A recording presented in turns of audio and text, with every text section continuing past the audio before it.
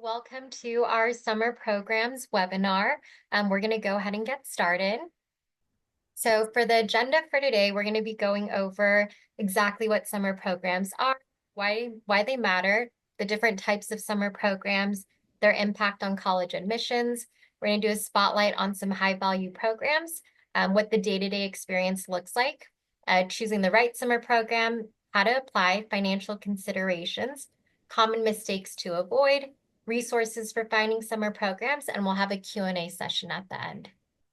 Hi everyone, this is Christina, and I'm going to be going over what summer programs are and kind of giving a little bit of an introduction to them.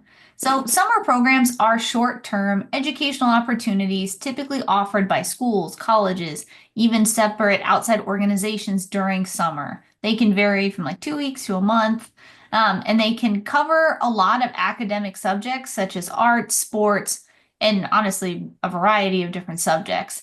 They really want to try to cater to a diverse range of interests. Programs are often hosted at colleges and universities, which does enable students to explore campuses before applying to see if that college could work for them. Programs are also virtual or in person. And then many programs also include some element of a project creation or research. And this kind of gives students these tangible skills or creations to really reference and showcase as they apply to colleges. And engaging in summer programs, it not only enriches students' knowledge and skills, but it also plays a pivotal role in the college admissions process. And so, why summer programs matter?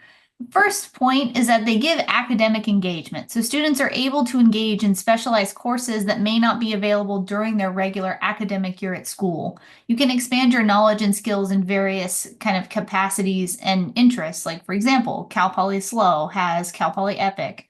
That's a whole program where kids can go and they can do various engineering projects and skills, and their high school may not have that. You can also learn from and interact with professors and staff and get a feel for the college life ahead of time. Most of the times, kids may be staying in dorms if they're on a college campus. They're sampling the food and kind of really getting a taste for what it's like to be a student on that campus, which is a pretty valuable experience to determine if that school can work for you or not. Skill development. You participate in different activities that foster leadership, teamwork, and communication skills, essential for personal growth, future successes. Also to add a lot of essays or asking, how have you collaborated with others? How have you worked together with other students? How have you made the most of your educational opportunities that you've had? And this can also be good fodder for writing those essays come fall. It can also aid students in creating projects or research topics. And like I said above, writing, those essays that many students may need to write only a few months down the road.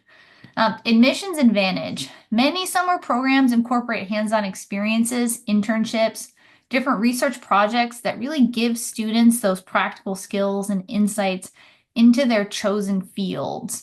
I always say it's good to always try things before we decide on them for a college major. And sometimes, again, we may not be able to try these things when we're, day to day in, high school, but this really gives you the chance to kind of get that hands-on experience.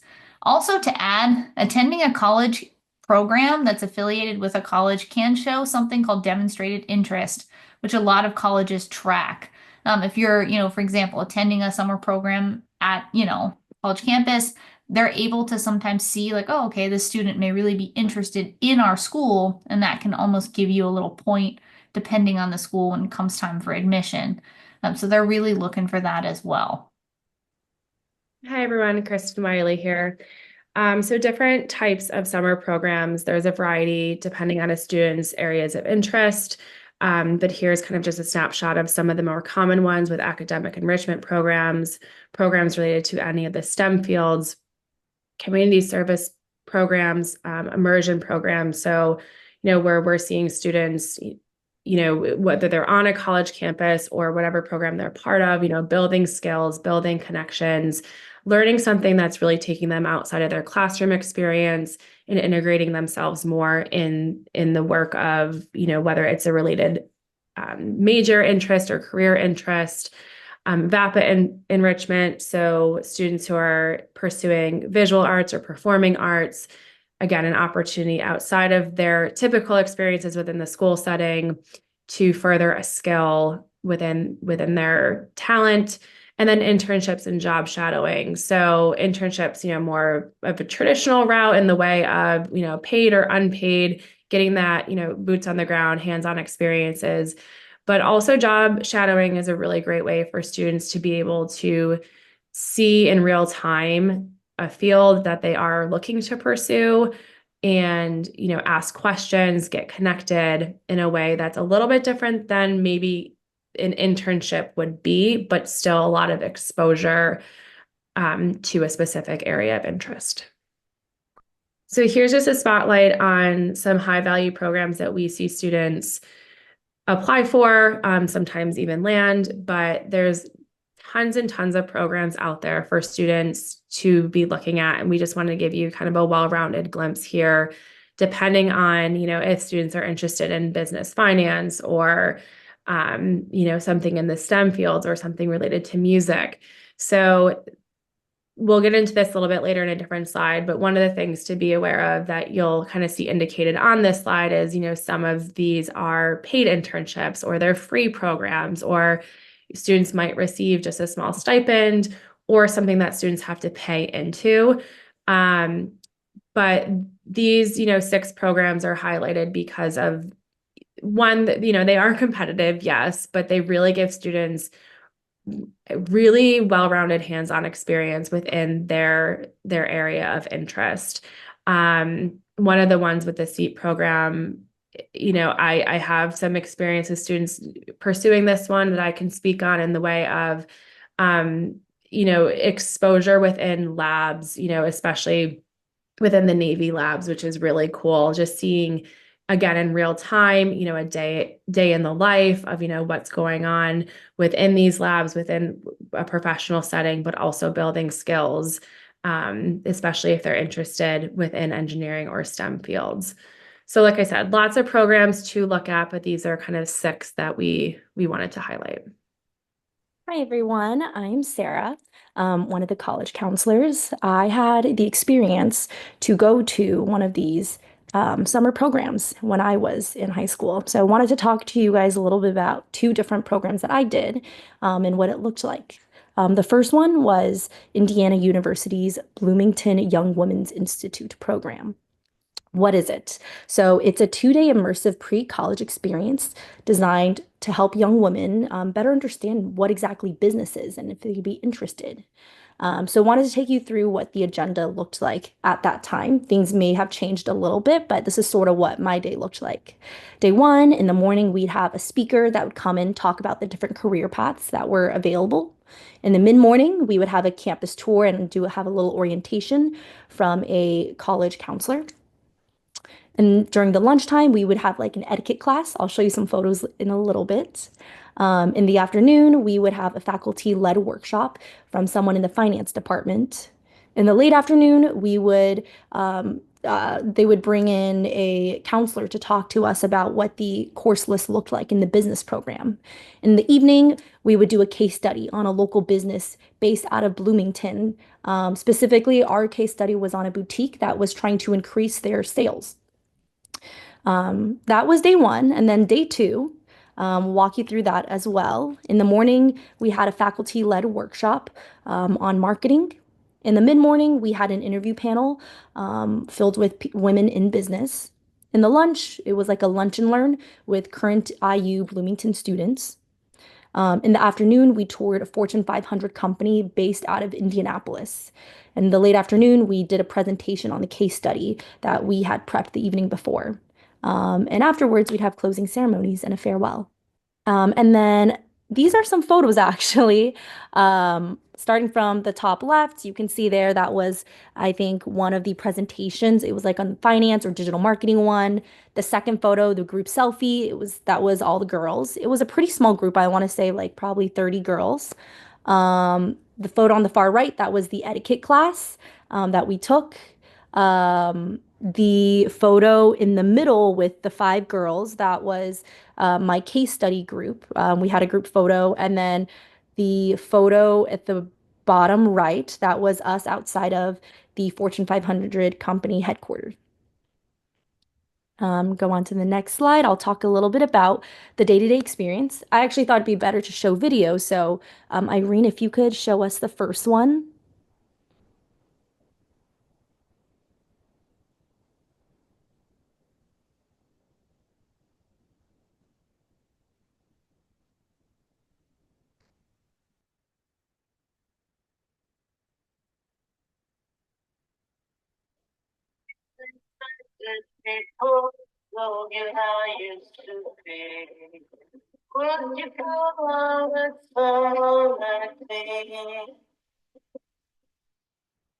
If your story were to work,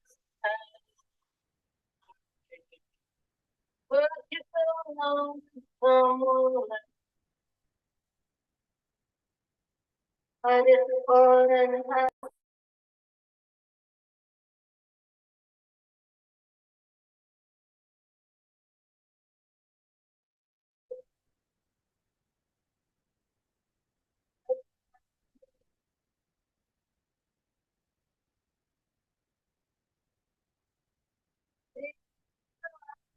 happy is my soul.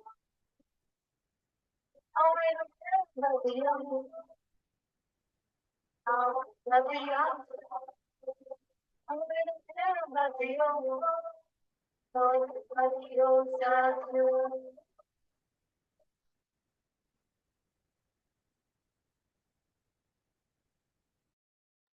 Great. I don't think the second one is going to play just because it sounds like the sound system isn't working too well, but we can give it a try.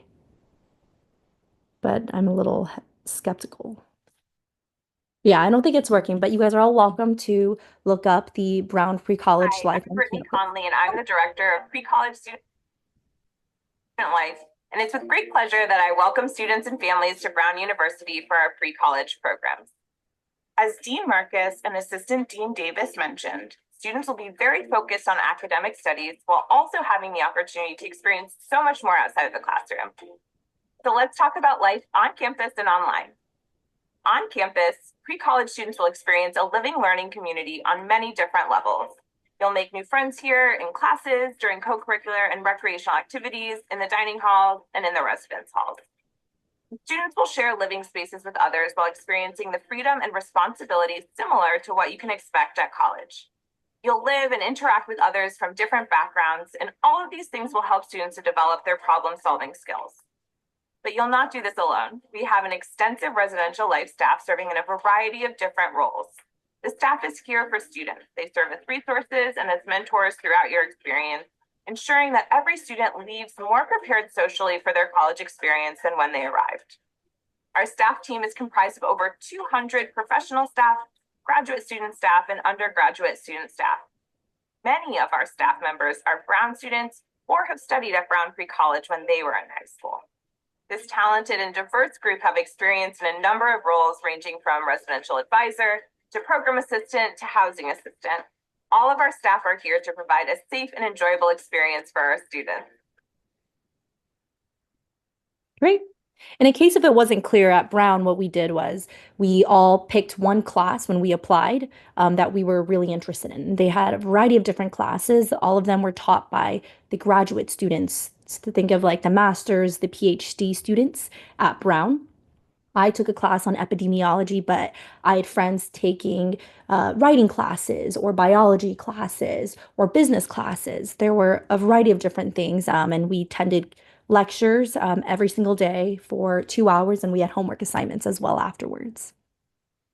But yeah, that's everything on my end.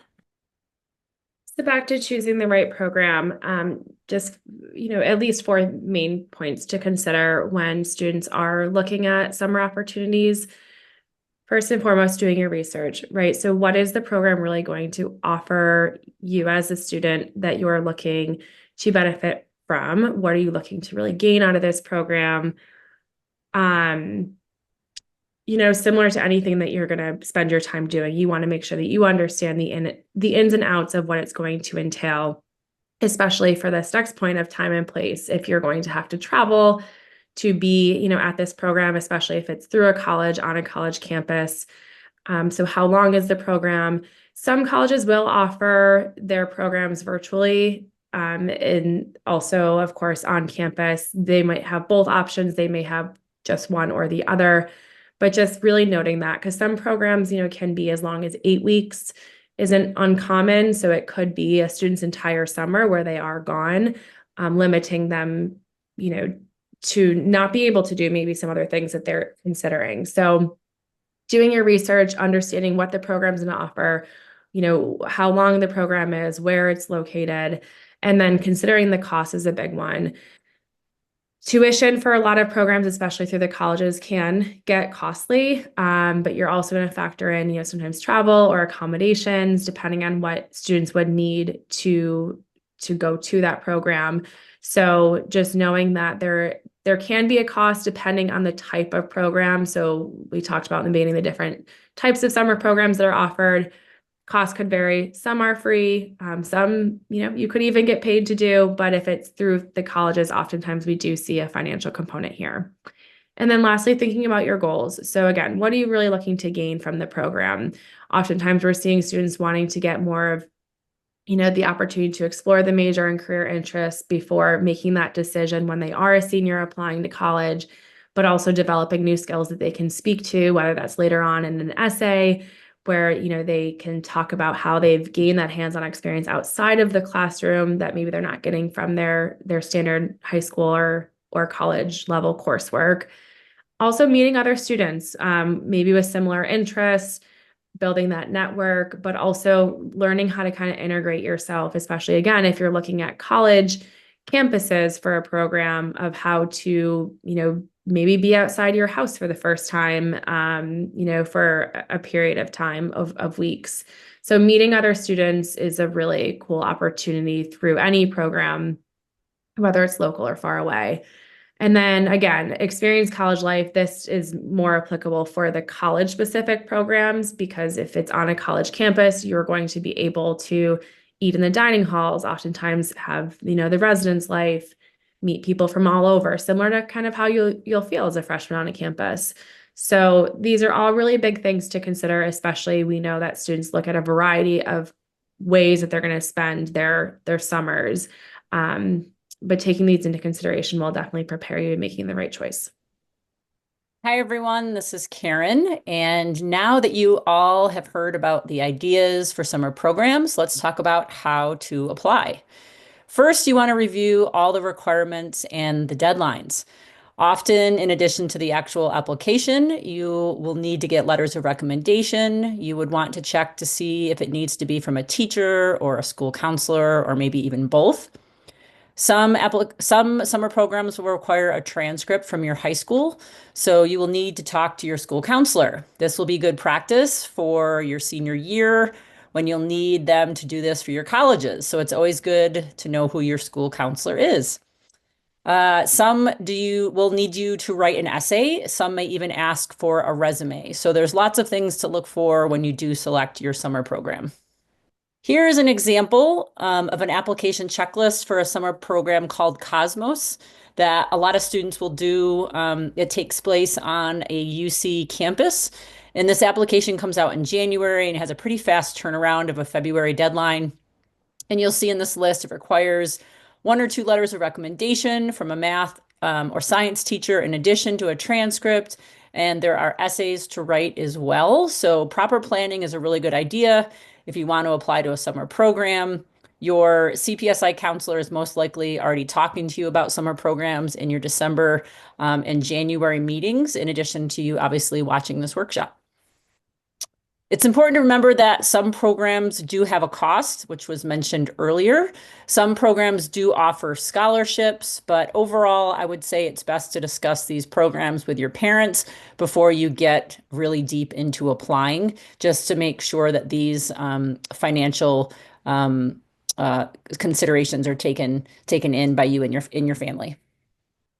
All right, so now you're all psyched to apply to a summer program. Here are some common mistakes to avoid. Don't rush to meet a deadline. This will be the same advice you're going to be given by your CPSI counselor when you're applying to college. You want your summer program application to be polished. Don't procrastinate with your essays. We do help you edit up to 2 summer program essays. Our essay editors will need 2 to 3 business days to provide you with feedback. So you want to give them time in order to provide that feedback to you. So you do not want to submit an essay for help, for example, on a Monday, knowing that the application deadline is a Friday. Don't wait to submit for rolling deadlines. So this is a mistake that many students will make. They'll see that there isn't actually a hard cutoff of a deadline, so they think they can just wait and do it eventually. I would say that's the opposite of what you should do. Rolling really means that the program is going to admit students as applications come in. So why don't you be one of the first to get reviewed and selected? So rolling also means once all the spots are filled, you can't apply anymore because it is then closed.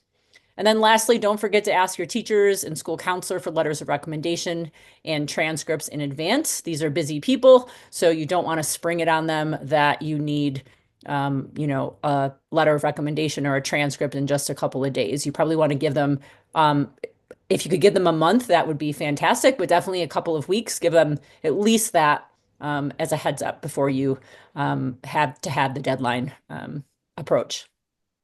All right. Hi, everyone. Irene here. So I'm just going to go over with you all resources for finding summer programs. So first and foremost, your CPSI client portal.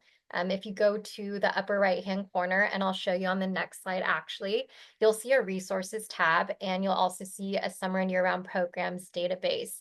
You could search by category. So if you're looking for, business-related summer programs or STEM or art, we have a lot of different categories that you could search through.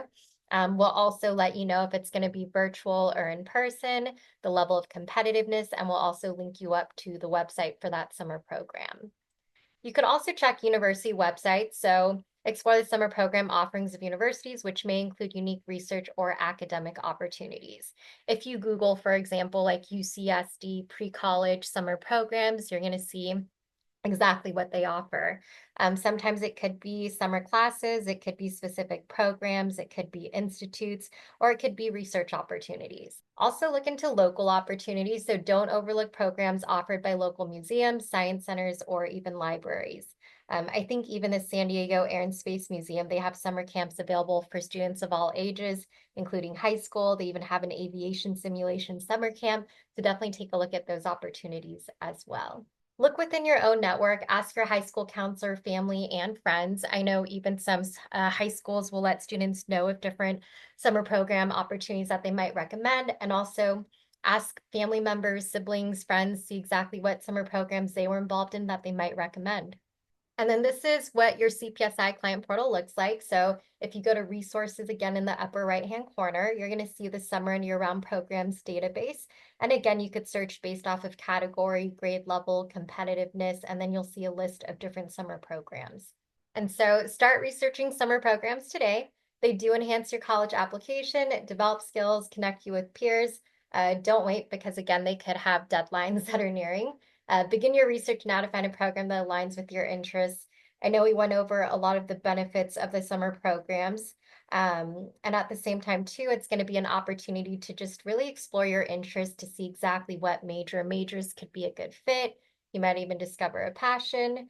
It'll give you practical skills. And again, it'll give you more of a competitive edge when it comes to applications because you'll actually have content, too, to really speak to with those personal statement and supplemental essays. If you do have any questions, just feel free to ask your CPSI counselor. They'd be more than happy to help you.